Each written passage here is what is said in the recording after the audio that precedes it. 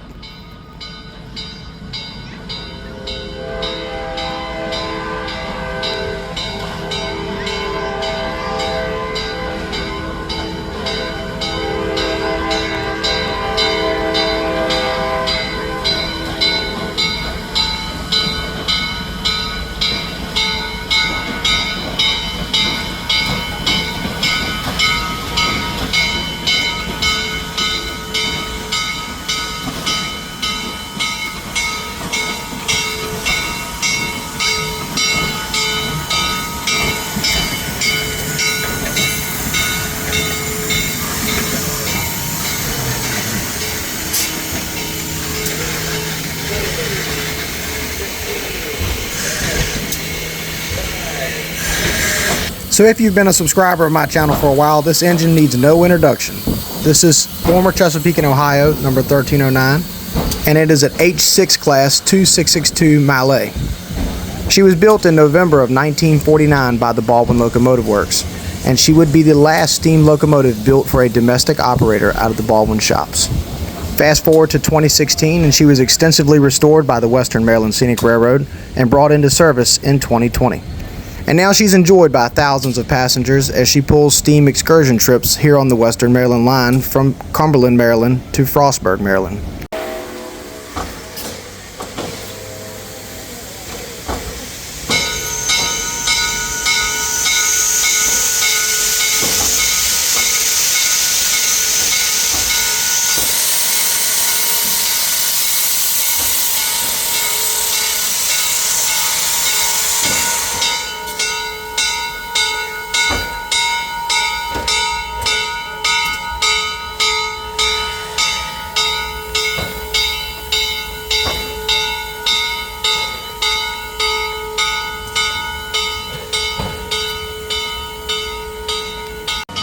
Now today was a special day because a Railfest had not happened in Cumberland in over 20 years.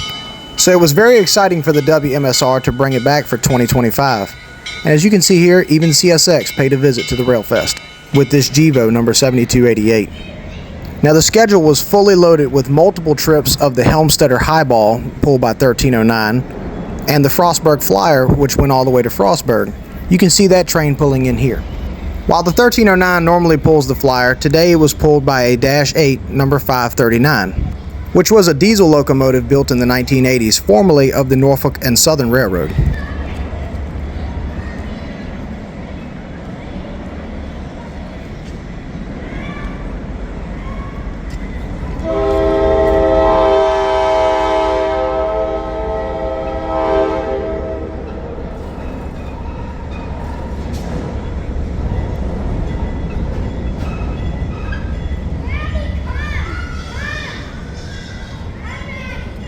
Travelers returning. You're going to see all kinds of famous people.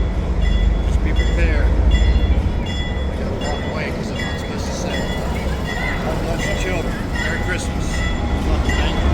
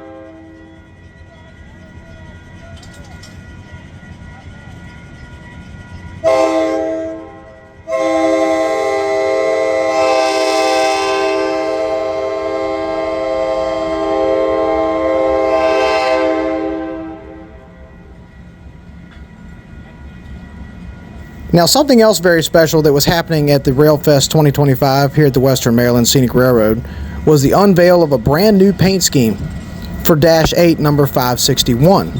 The WMSR shops have been working hard to get this engine ready for this Railfest event, so here it is. I'm excited to show you 561 in Western Maryland circus colors.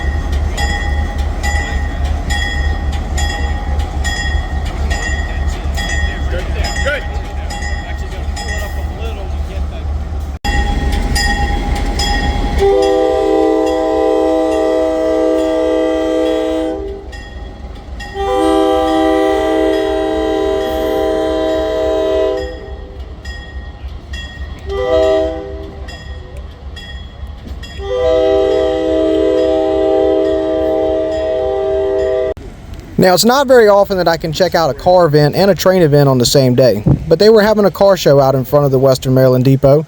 So here we are, we're going to take a quick walk around and take a look at some of these beautiful hot rods and classics.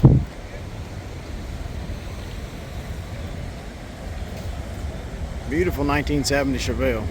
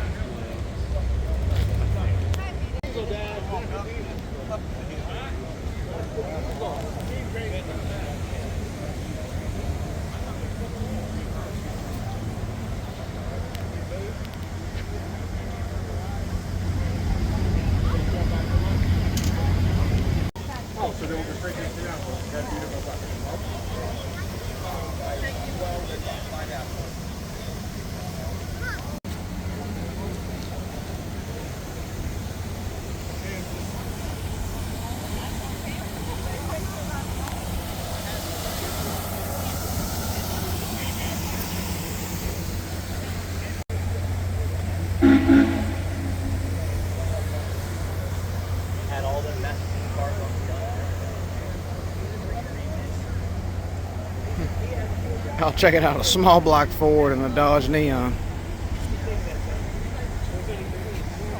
with a Pro Charger. That thing's been to the White House more than once for shows and for people to get their picture in. He's got a bunch of them.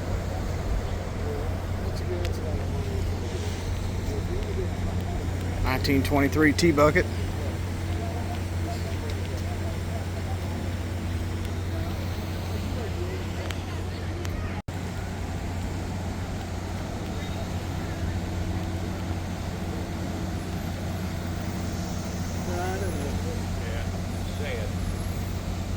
Put that there back there.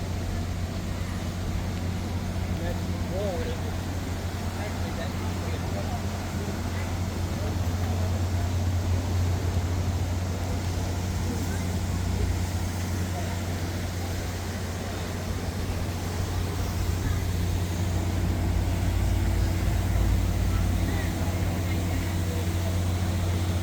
'70 GT 500 convertible.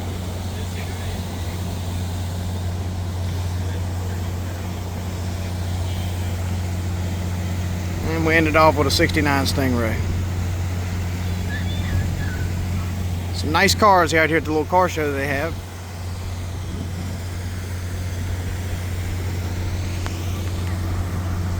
Now let's get ready to go check out that beast. Now before we headed back up to the tracks, I went around and took a look at some of the vendors that were set up. Here you can see the MC Hugh Locomotive and Equipment booth.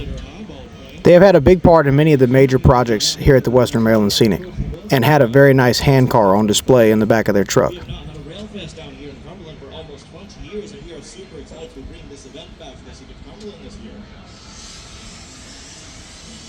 The food vendors include Turtle Creek's Open Kitchen. The next booth we took a look at was the T1 Trust. They are a group of individuals who are working towards building a brand new Pennsylvania T1 locomotive number 5550. This is an ambitious project and one definitely worthy of your support, so make sure to check them out. Next we had Mohawk Designs, who brought out a bunch of t-shirts and apparel for sale and had a really nice selection. We also have a bounce house for younger kids who are feeling good. Now I headed back up to the tracks to watch 1309 come back into the station and prepare myself for the cab ride.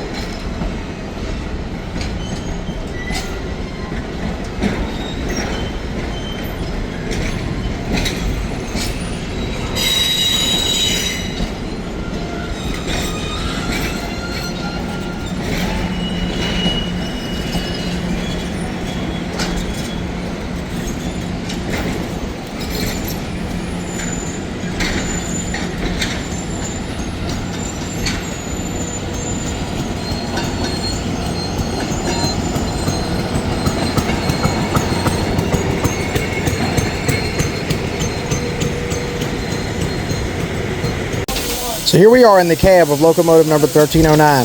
This was a truly incredible experience to be able to sit in the cab with this awesome locomotive. So I'm not going to do a lot of talking here, so sit back, relax, and enjoy the sights and sounds of steam railroading at its finest.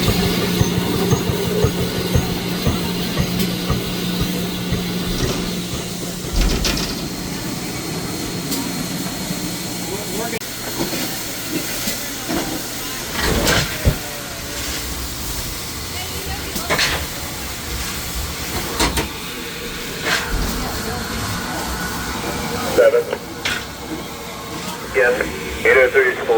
We're going to start sending people that way. 1309, are you ready? Roger, take us to the helm center, sure, go 37. Release the lock again.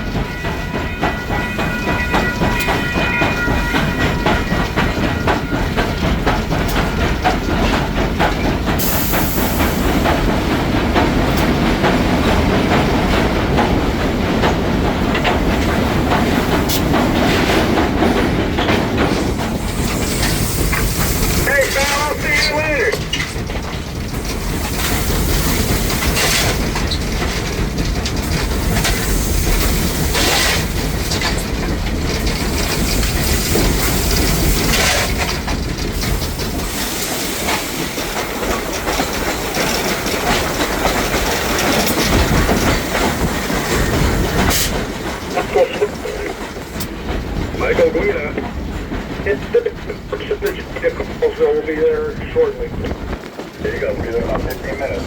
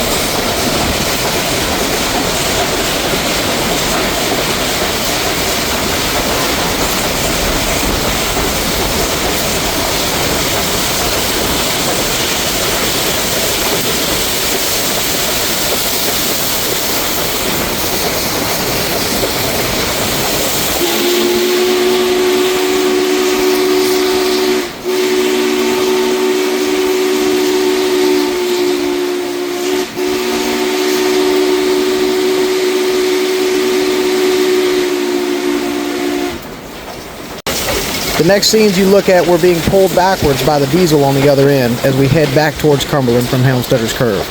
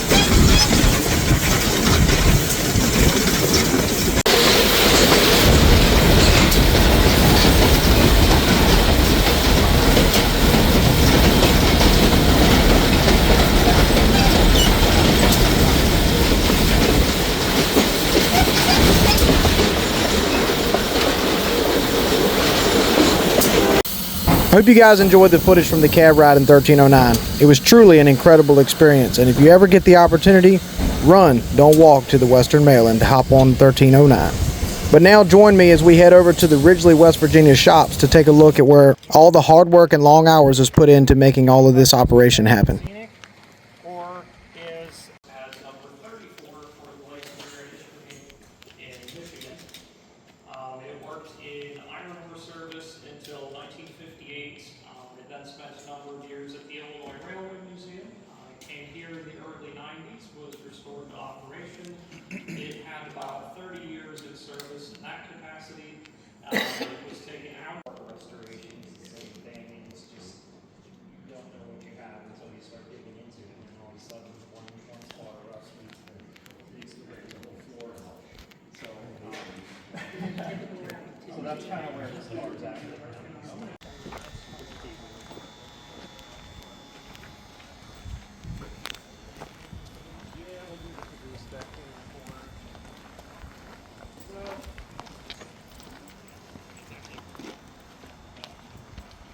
Back here is obviously more passenger cars tucked away back in here. That is an original Western Maryland caboose. It's usually used on photo freights and things. Right now they're not running any photo freights or don't have plans to do that. A lot to have those looked at and check for any kind of safety violations or anything like that. There are plans that are served out of here. Nothing's like catered in. They cook everything fresh on the train in this car. This car is nothing but a giant kitchen on wheels. There's no tables or anything inside of it. Pretty neat locomotive here. This SD40 number 4621 was originally built for the Western Maryland Railroad. So what a perfect place for it to end up than right here on the Western Maryland Scenic. And I hope to see this one riding the rails sometime in the near future. And here we see the final running mate of all the Dash 8s here in Western Maryland, number 558, as well as GP30 number 501. 501, which has a long tenure of service here on the Western Maryland Scenic, is currently awaiting an overhaul after an electrical failure.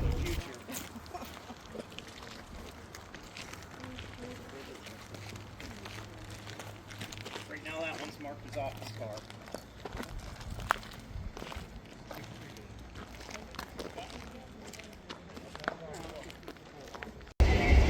The next few clips come from the private photo charter that happened later that evening and featured newly painted 561 along with the other circus engine number 501, staged together for a night photo shoot with the Cumberland station in the backdrop.